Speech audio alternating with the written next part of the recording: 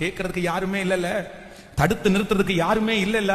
தன்னுடைய மனசு கல்லாயிருச்சுல, தான் சாகணும்னு நினைச்சு இனி வாழவே வேண்டாம், இனி உழைக்கவே வேண்டாம், இனி இந்த குடும்பத்துக்கு எதுவுமே பண்ணக்கூடாது, இனி யாருக்குமே எதுவுமே பண்ணக்கூடாது, நம்ம அப்படியே இருந்து இந்த உலகத்தை விட்டு போயிடணும்னு சொல்லி ஒரு தவறான முடிவு எடுக்கும் போது, எத்தனை டைம் நான் அப்படி தவறான முடிவு எடுத்தாலும் என் மேல பாசம் வச்சிருக்கிற ஒரே ஒருத்தர் மட்டும் என் பக்கத்துல வந்து, இல்ல இல்ல உன் மேல நான் ஒரு பெரிய தரிசனம் வச்சிருக்கிறேன், உன் மேல ஒரு பெரிய லட்சியத்தை வச்சிருக்கிறேன், உன் வயித்துல ஒரு குழந்தை வளருது, அது ஒரு பெரிய பிள்ளையா மாற போகுது, எல்லாருடைய கையும் அதற்கு விரோதமா இருக்கும், அதனுடைய கை எல்லாருக்கும் விரோதமா இருக்கும், அது ஒரு மிகப்பெரிய சந்ததியா மாறும்னு சொல்லி தன்னுடைய வாழ்க்கையிலே மரணத்திற்கு ஒப்பு கொடுத்த விரக்தியான, இனி எதுவுமே பண்ண வேண்டாம், இவன் இந்த மனுஷன் இப்படி பேசிட்டானே. இந்த சத்தத்தை கேட்கிற யாரோ ஒருத்தர் அப்படி வந்திருக்கலாம்.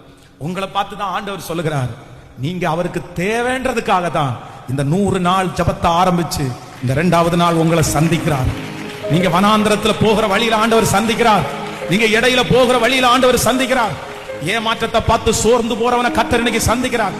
வாழ்க்கையை வெறுத்து போய் நிக்கிறவங்களை கர்த்தர் இன்னைக்கு சந்திக்கிறார். எனக்கு இவ்வளவு பெரிய துரோகம் பண்ணிட்டாங்க பாஸ்டர், இவ்வளவு பெரிய மனைவி இவ்வளவு துரோகம் பண்ணிட்டாளே, என் கணவன் இவ்வளவு துரோகம் பண்ணிட்டாரு, எனக்கு வேணாம்.